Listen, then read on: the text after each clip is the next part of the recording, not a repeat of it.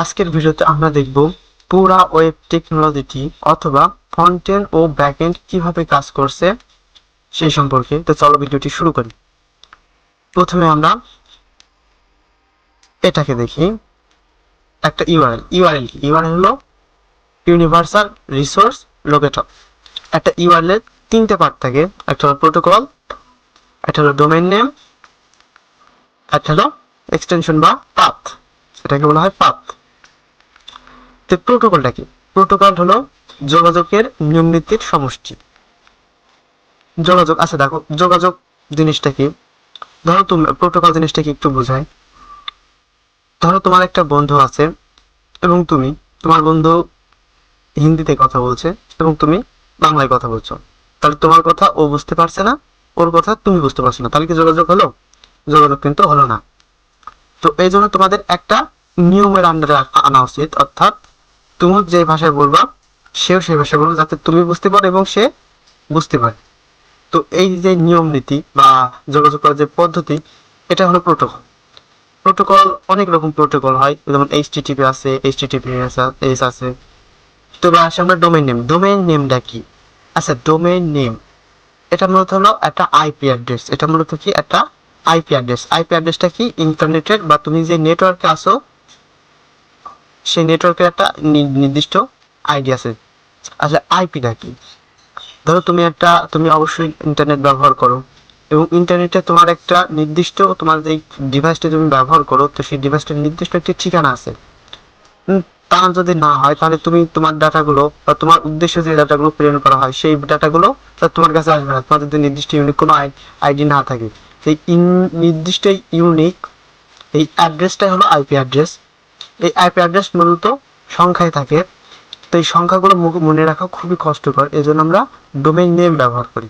এই ডোমেইন নেমটা আমাদের ব্রাউজার যদি সলভ করে তাহলে একটা আইপি অ্যাড্রেস পাবে এবং সেই আইপি অ্যাড্রেসে এই রিকোয়েস্টটা পাঠাবে। এবং তারপরে অংশটা কি? পাথ। এই অংশটাকে বলা হয় পাথ।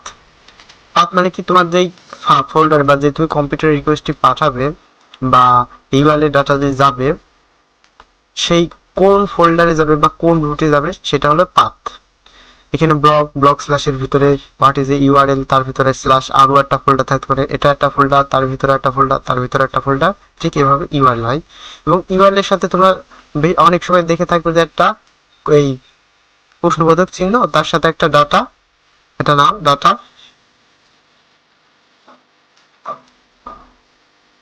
এবং তার ভ্যালু 1 2 3 4 বা কোনো একটা স্ট্রিং হতে পারে। তো এটা মূলত আমরা ইউআরএল এর সাথে ডাটাকে যোগ করে দিই। এটা আমরা আরো বিস্তারিত শিখবো আমরা যখন ওয়েব রুট বা ব্যাকএন্ডের কাজ করব তখন। আপাতত এই ইউআরএলটিকে দেখো। তো এরপরে আমরা দেখি সার্ভার সিস্টেম। আসলে সার্ভার সিস্টেম কিভাবে কাজ করে। ধরো এটা তুমি একটা কম্পিউটার, ধরো এটা হয় হোস্টিং কম্পিউটার অথবা তোমার কম্পিউটার, যেটা সার্ভার হিসেবে কাজ করবে। এবং এগুলো হলো তোমাদের ইউজার, যেগুলো তোমার তৈরিকৃত অ্যাপ ব্যবহার করবে। তো একটা অ্যাপের দুইটা অংশ থাকে।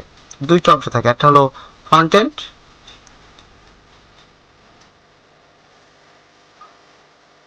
আর এটা হলো ব্যাক এন্ড। একটা হলো ব্যাক এন্ড, একটা হলো ফ্রন্ট এন্ড পার্ট, একটা হলো ব্যাক এন্ড পার্ট।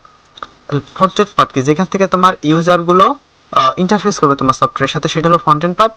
আর ব্যাক এন্ড পার্ট হলো এই ফ্রন্ট এন্ড পার্ট তোমার ইউজারের কোনো একটা অ্যাকশন বা তোমার ইউজার কি কি সুবিধা ব্যবহার করবে এই জিনিসটা হলো ব্যাক এন্ডে নির্ধারণ করে। তো ফ্রন্ট এন্ড এবং ব্যাক এন্ডের উভয় ফাইল তোমার এই সার্ভার কম্পিউটারে থাকবে।